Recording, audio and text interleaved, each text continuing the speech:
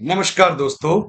मैं हूं कमल और मेरे चैनल मेरे हिसाब से में आप सभी का तहे दिल से हार्दिक स्वागत है। दोस्तों, मैं कोई बहुत बड़ा एक्सपर्ट नहीं हूं, पर फिर भी मुझे जो सही लगता है, मेरे हिसाब से जो सही है, वो ये चैनल के माध्यम से मैं आप तक पहुंचाने की पूरी कोशिश करूंगा। तो आइए, मेरे इस पहले वीडियो में वे लोग जो लेह लद्दाख घूमने जाना चाहते हैं, उनको किन किन चीजों का ध्यान रखना है, कौन सी चीजों का बहुत ज्यादा ध्यान रखना है, उस बारे में मैं आज बात करूंगा। वे लोग कौन सी जगह पे ज्यादा समय बिता सकते हैं। दोस्तों, वैसे तो लेह लद्दाख हर किसी का एक ड्रीम डेस्टिनेशन है, और लेह लद्दाख लद्दाख के अंदर अंदर का जो ट्रैवलिंग है, वो एक एक लम्हा एक एक टूरिस्ट पॉइंट की तरह, टूरिस्ट डेस्टिनेशन की तरह है। तो हर एक लम्हे को अब दिल खोल के एंजॉय करिए। तो आइए, मेरे इस पहले वीडियो में वे लोग जो लेह लद्दाख घूमने जाना चाहते हैं, उनको किन किन चीजों का ध्यान रखना है, कौन सी चीजों का बहुत ज्यादा ध्यान रखना है, उस बारे में मैं आज बात करूंगा। वे लोग कौन सी जगह पे ज्यादा समय बिता सकते हैं। दोस्तों, वैसे तो लेह लद्दाख हर किसी का एक ड्रीम डेस्टिनेशन है, और लेह लद्दाख लद्दाख के अंदर अंदर का जो ट्रैवलिंग है, वो एक एक लम्हा एक एक टूरिस्ट पॉइंट की तरह, टूरिस्ट डेस्टिनेशन की तरह है। तो हर एक लम्हे को अब दिल खोल के एंजॉय करिए। स्टार्टिंग में ही मैं आपको बता दूं कि आपको कौन सी चीजों का ध्यान रखना है, और बाकी वीडियो के अंदर मैं आपको थोड़ी और डिटेल्स में जानकारी दूंगा। यदि आप अपनी कार से ट्रैवल कर रहे हैं, तो एक चीज ध्यान रखिएगा कि आपकी कार एसयूवी टाइप्स या हैचबैक हो, सेडान ना हो, क्योंकि सेडान थोड़ी लंबी होने की वजह से उनका ग्राउंड क्लियरेंस भी बहुत कम होता है, हाइट में थोड़ी कम होती है। तो सेडान्स अवॉइड कीजिएगा। आपके साथ मिनिमम दो अच्छे ड्राइवर्स हो। अपने आप को आपको एक्लेमेटाइज करना है। यदि आपको कोई ब्रीदिंग प्रॉब्लम्स या हार्ट प्रॉब्लम्स है, तो ट्रैवल अवॉइड कीजिएगा, या तो अपने डॉक्टर को कंसल्ट करने के बाद ही ट्रैवलिंग कीजिएगा। यदि आप फ्लाइट से जा रहे हैं या गाड़ी से जा रहे हैं, आपको ले सिटी पहुंचने के बाद मिनिमम 48 आवर्स मींस 2 दिन ले सिटी में ही गुजारने हैं। अपने आप को एक्लेमेटाइज करना है। इनर लाइन परमिट आप ऑनलाइन भी निकलवा सकते हैं, या वहां पहुंच के भी निकलवा सकते हैं। यदि आपको लेके बाहर कहीं घूमने जाना है, तो इनर लाइन परमिट की जरूरत अभी भी पड़ती है। यदि आपके पास समय कम है वहां रुकने के लिए, तो यदि आप नुब्रा वैली जा रहे हैं, तो आप हुंडर स्टे अवॉइड कर सकते हैं। और मेरे हिसाब से this is my personal opinion कि आप तुर्तुक विलेज में रुक सकते हैं। बाकी एक रात का स्टे सोमोरिरी और एक रात का स्टे पेंगोंग में बहुत है। मनाली छोड़ने के बाद, यदि आप अपनी गाड़ी से जा रहे हैं, तो मनाली छोड़ने के बाद आपको कहीं भी पेट्रोल पंप मिले तो अपनी टैंक फुल करवा लीजिएगा। एंड आपको एक और चीज याद रखनी है कि औसतम वहां पे आपकी ट्रैवलिंग स्पीड 30 किलोमीटर प्रति घंटा रहेगी। मीन्स 1 घंटे में आप मैक्सिमम 30 किलोमीटर तक जा सकते हैं। तो ऑन एन एवरेज अगर आपको 80 से 100 किलोमीटर ट्रैवल करना है, तो आपको 3 घंटे का समय लग सकता है। तो उसी हिसाब से आप अपना ट्रैवल प्लान कर सकते हैं। यदि आप ले बाई रोड जाना चाहते हैं, तो दो रास्ते हैं। एक तो आप जम्मू से जा सकते हैं, या तो आप मनाली होके जा सकते हैं। यदि आप जम्मू से जाते हैं, तो आप श्रीनगर होते हुए, जोजिला पास को क्रॉस करते हुए, द्रास और कारगिल होते हुए आप ले पहुंच सकते हैं। पर यदि आप अगर मनाली से जाते हैं, तो जिस्पा, बारालाचला, तांगलांगला और बाद में आप ले पहुंच सकते हैं।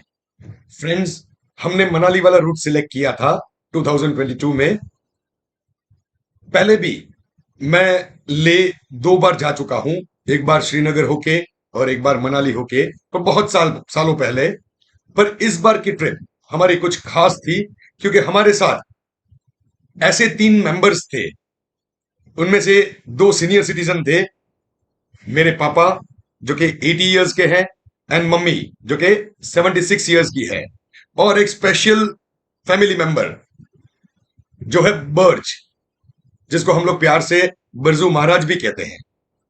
हम लोग मनाली पहुंचे और मनाली में नाइट हॉल्ट लिया। सुबह में लोकल साइट सीइंग करके हम लोग सीधे सोलांग निकल गए।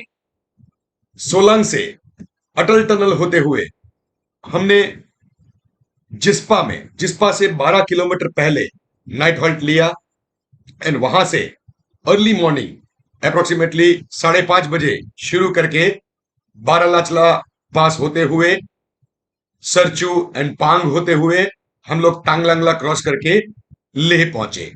यदि आप अपनी गाड़ी से ट्रैवल कर रहे हैं तो याद रखिएगा कि मनाली में आपको पेट्रोल या डीजल जो भी आपकी गाड़ी है वो टैंक फुल करवा लेनी है। उसके बाद सीधा आपको कैलोंग कैलोंग में 2 पेट्रोल पंप मिलेंगे, और कैलोंग के बाद आपको सीधा लेह में पेट्रोल या डीजल मिलेगा।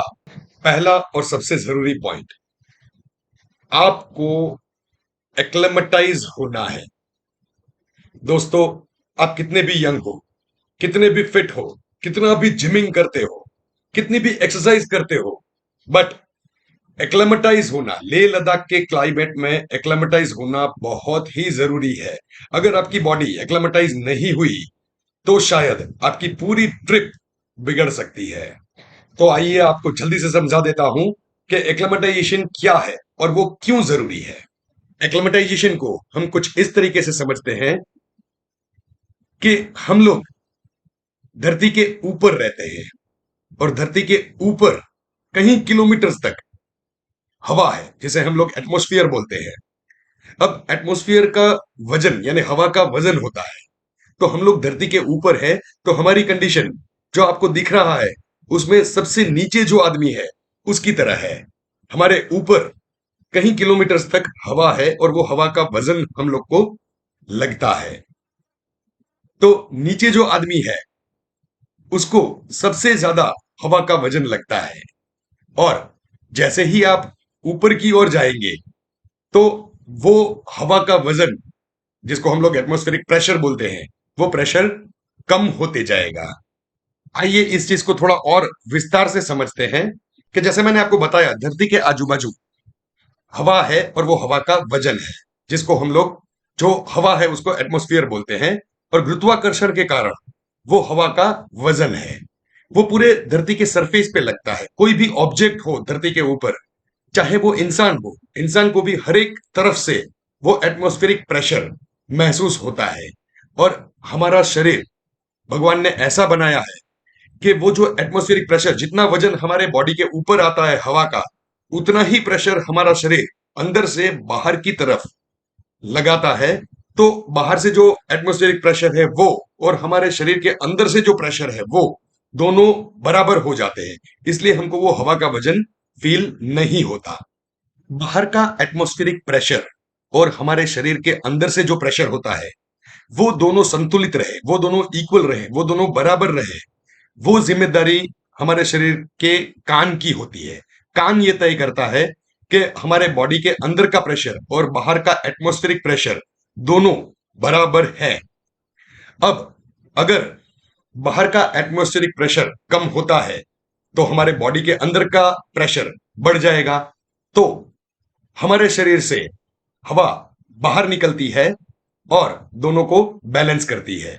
और यदि बाहर का एटमॉस्फेरिक प्रेशर बढ़ गया तो हमारा शरीर बाहर से हवा अंदर लेता है, ज्यादा हवा अंदर लेता है, और दोनों को बैलेंस करता है। तो ये तय करता है हमारे शरीर में कान। तो सी लेवल पे एटमॉस्फेरिक प्रेशर सबसे ज्यादा होता है, और उसकी वजह से एयर मॉलिक्यूल्स एक दूसरे के बहुत नजदीक होते हैं, तो ऑक्सीजन भी पर्याप्त मात्रा में होता है।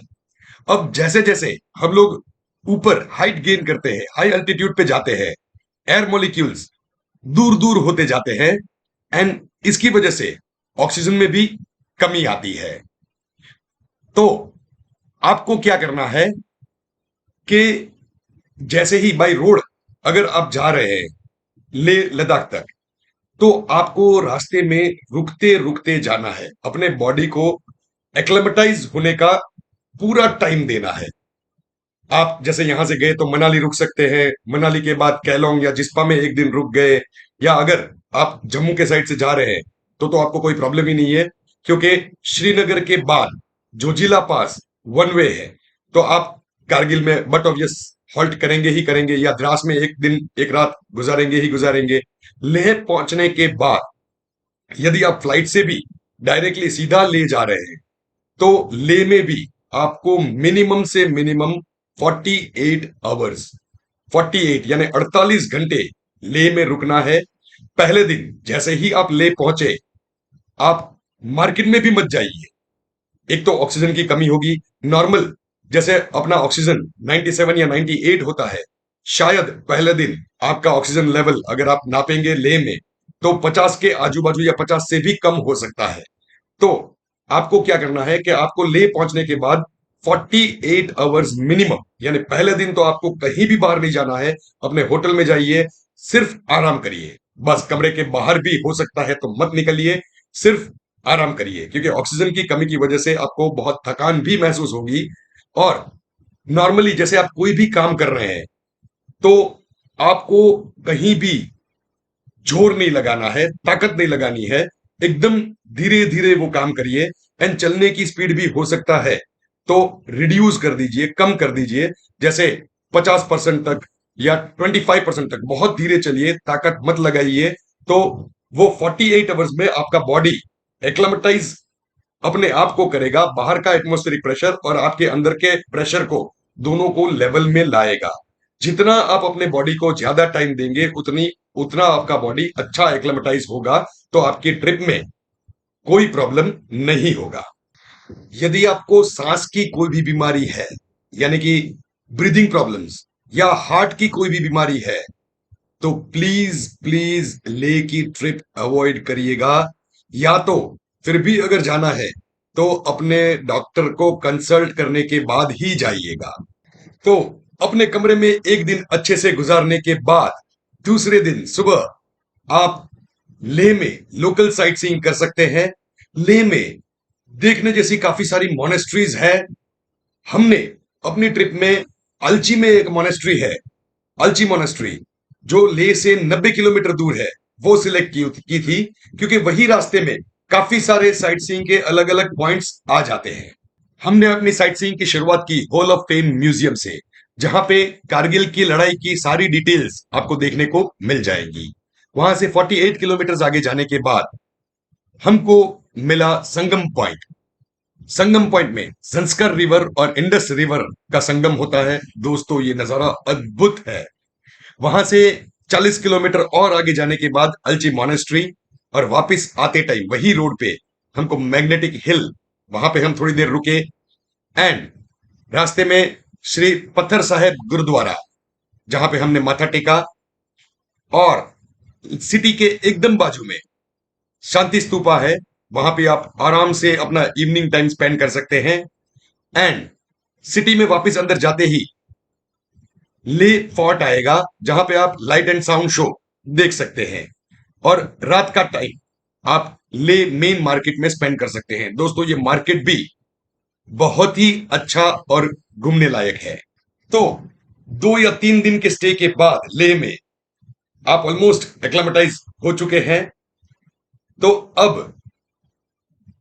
आप लेह से पेंगोंग भी जा सकते हैं और नुब्रा वैली के साइड भी जा सकते हैं।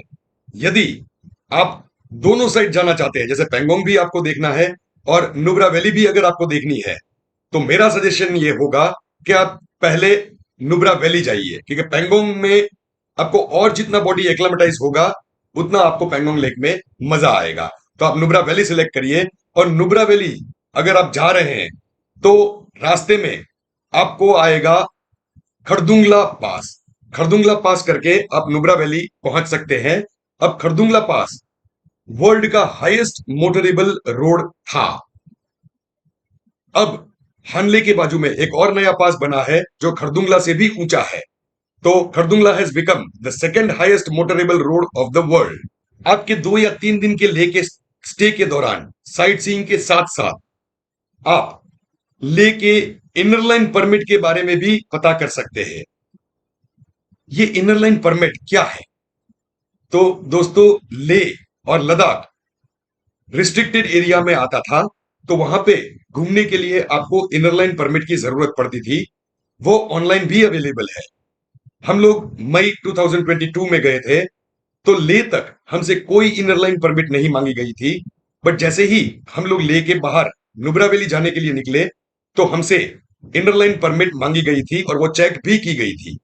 तो आपके 2 या 3 दिन के स्टे के दौरान वो इनर लाइन परमिट आप वहां से भी निकाल सकते हैं, या तो आप वेबसाइट से ऑनलाइन भी निकलवा सकते हैं। तो ये है हुंडर, जहां आपको डबल हम्प्ड कैमल देखने को मिल जाएंगे, उसकी राइड्स भी आप ले सकते हैं। एंड फ्रेंड्स, नेचुरल सीनरी बहुत ही अच्छी है। आपको सैंड ड्यून्स देखने को मिलेंगे। आप एक इवनिंग बहुत अच्छी यहां पे बिता सकते हैं। पर नुब्रा वैली या हुंडर पहुंचने से पहले जो मेन पॉइंट्स आपको ध्यान में रखने हैं, वो आपको बता दूं कि नॉर्मल ट्रैवलिंग जब आप ले के बात करेंगे, आपकी average speed on an average 30 kilometre per hour रहेगी अप्रोक्सीमेटली। यानी कि आपको अगर 80 से 100 किलोमीटर जाना हो, तो आपको 3 घंटे का समय लगेगा। तो ले से ही आप ऐसे प्लान कर सकते हैं कि आपकी ट्रैवल इतनी सुबह जल्दी होनी चाहिए कि आप आफ्टरनून तक आपकी डेस्टिनेशन तक पहुंच जाए। अब एक और इंपॉर्टेंट पॉइंट कि लेह के बाद यदि आप तुरतुक जाते हैं या पेंगोंग जाते हैं, नुब्रा वैली जाते हैं, कहीं भी आप ट्रैवल करते हैं, तो आपको एक चीज ध्यान में रखनी है कि वहां पे सुबह से लेकर शाम को 5 बजे तक इलेक्ट्रिक पावर सप्लाई नहीं होती है। तो आपको अगर नहाने के लिए गर्म पानी चाहिए या फ्लोइंग हॉट वाटर चाहिए फ्रेश होने के लिए, तो आपको पहले से ही अपने होटल वाले से कंफर्म कर लेना है कि मुझे फ्लोइंग हॉट वाटर मिलेगा या नहीं मिलेगा।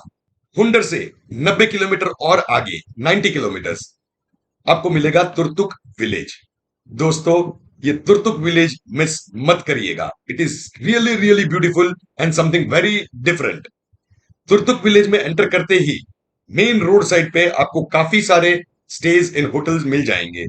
बट मेरे हिसाब से एक ब्रिज है, वो ब्रिज चढ़ते ही ऊपर तुर्तुक विलेज है।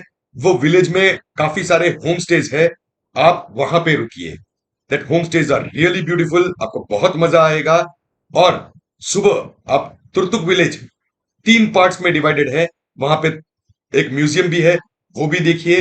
एंड वहां से 9 किलोमीटर आगे और 9 किलोमीटर और आगे इंडिया पाकिस्तान बॉर्डर है। आप वो बॉर्डर पे आपको लग्जरियस टेंट स्टेज भी मिल जाएंगे।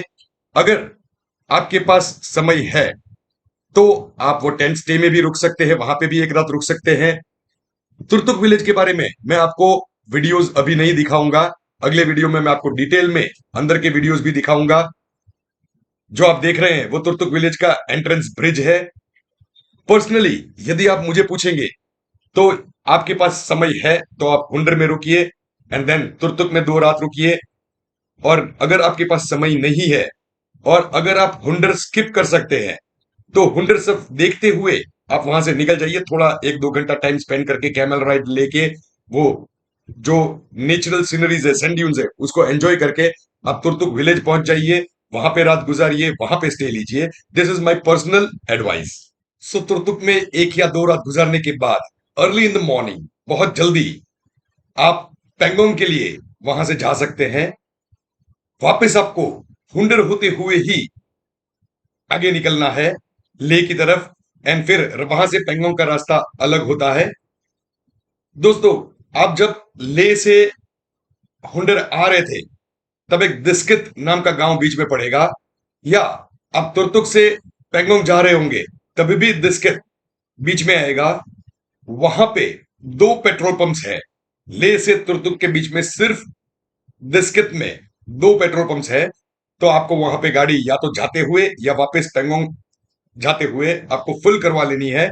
एंड हो सके तो दिस्कित में सुबह 8 बजे मार्केट खुल जाता है, आप वहां से प्लास्टिक जार कैन लेके करीबन 20 लीटर का कैन आप कैरी कर सकते हैं। उसमें भी आप पेट्रोल या डीजल डलवा दीजिए, फुल कर लीजिए, and then proceed towards Pangong. Pangong आप शायद शाम तक पहुंच जाएंगे। Pangong is really really really beautiful.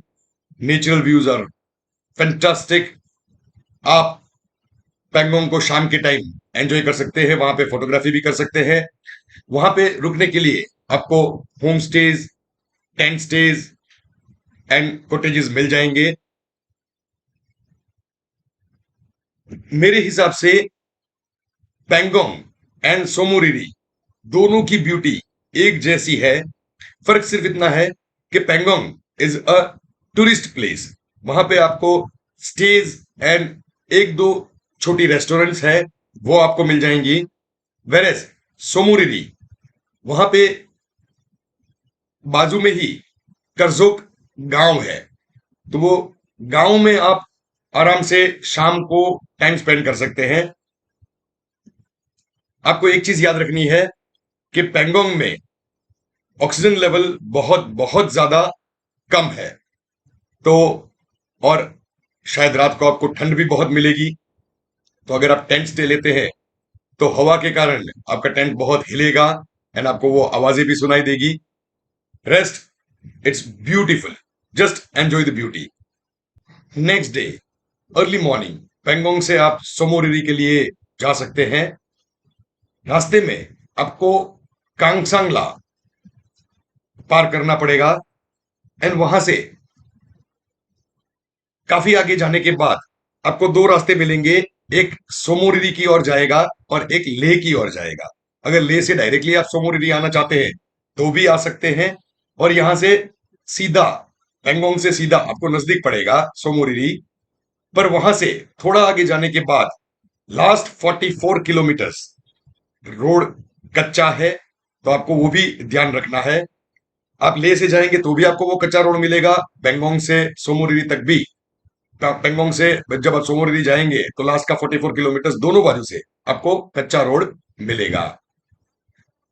वो टर्निंग पॉइंट से आप हानले भी जा सकते हैं। अगर वहां पे आप एक रात आपके पास समय है तो आप हानले में भी एक रात रुक सकते हैं। वहां पे ऑब्जर्वेटरी है जहां से स्टार्स बहुत अच्छे दिखाई देते हैं विद नेकेड आई। रात को आपको 2-3 बजे with naked eye you can view beautiful sky. अगर आपको उस चीज का शौक है तो आप हानले भी जा सकते हैं।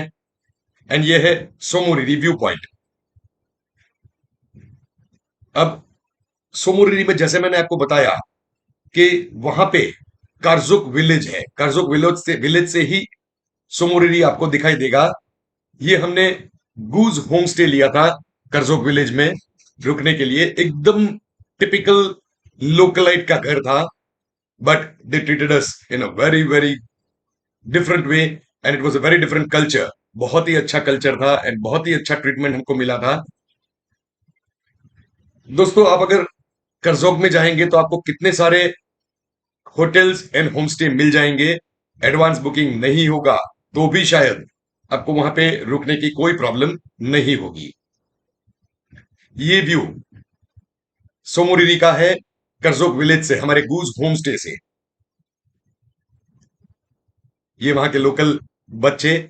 हाँ, एक चीज और आपको एक टिपिकल बता दूं कि शायद आपको ये छोटे छोटे गांव में से जब आप निकलेंगे तो बच्चे आपकी गाड़ियां रोकेंगे और चॉकलेट आपसे मांगेंगे। तो हो सकता है कि अगर आपके लिए पॉसिबल हो तो ले से एक छोटा सा पैकेट आप चॉकलेट का कैरी कर सकते हैं। जहां जहां आप बच्चे आपकी गाड़ी रोके, आप उनको एक एक चॉकलेट दे दीजिए। दिल be waiting for that and दिल बी रियली हैप्पी। तो एक दिन पैंगोंग और एक दिन सोमोरिरी बहुत है। हानले में अगर आप रुकना चाहे तो एक दिन वहां पे बहुत है।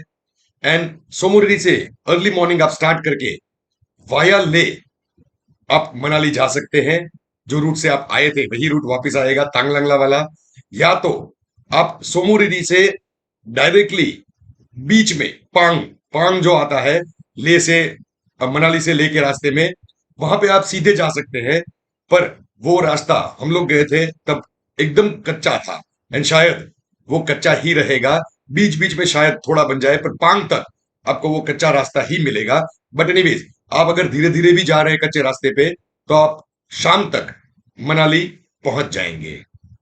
तो दोस्तों, मेरे हिसाब से एक फास्ट रिकैप ले लेते हैं। आपकी गाड़ी नॉर्मली एसयूवी या थोड़ी हाइटेड होनी चाहिए, या हैचबैक आप ले सकते हैं। सडन्स को अवॉइड कीजिएगा, क्योंकि सडन थोड़ी नीची होती है एंड हाइट में थोड़ी लंबी होती है। आपके पास मिनिमम दो अच्छे ड्राइवर होने चाहिए। दोस्तों, आपको रुकते रुकते जाना है, एक्लेमेटाइज अपने आप को करना है। यदि आपको कोई ब्रीदिंग प्रॉब्लम्स हो या हार्ट पेशेंट है अगर आप, तो ट्रैवल अवॉइड कीजिए, या तो डॉक्टर को कंसल्ट करने के बाद ही ट्रैवल कीजिए। मिनिमम ले सिटी में आपको 48 आवर्स स्टे लेना है, मीन्स 2 रातों का स्टे मिनिमम लेना है। ये बहुत जरूरी है। ये स्टे के दौरान आप लोकल साइट सीइंग के साथ साथ इनर लाइन परमिट का पता कर सकते हैं, या तो अगर आपने पहले से वेबसाइट से ऑनलाइन बुकिंग करा ली है, ऑनलाइन इनर लाइन परमिट ले ली है, तो कोई प्रॉब्लम नहीं है, आप ली सिटी को एंजॉय कर सकते हैं। आपको अगर, this is my personal suggestion, कि यदि आपके पास समय कम है तो आप हुंडर में स्टे अवॉइड कर सकते हैं, एंड नुब्रा नुब्रा वैली में स्टे अवॉइड करके तुरतुक विलेज में स्टे ले सकते हैं। और बाकी एक एक दिन का स्टे पेंगोंग और सोमोरिरी के लिए काफी है। एंड एक बहुत ही इंपॉर्टेंट पॉइंट, कि मनाली छोड़ने के बाद, लेह के साइड आप जब जा रहे हैं, मनाली छोड़ने के बाद जहां जहां आपको पेट्रोल पंप मिले, वहां पे आपकी फ्यूल टैंक आपको फुल करवा लेनी है। बस, nothing else. Thanks for watching. यदि आप ले ट्रैवल कर रहे हैं तो आपकी यात्रा बहुत ही मंगलमय हो, शुभ हो। Have a nice and wonderful healthy trip. Thank you.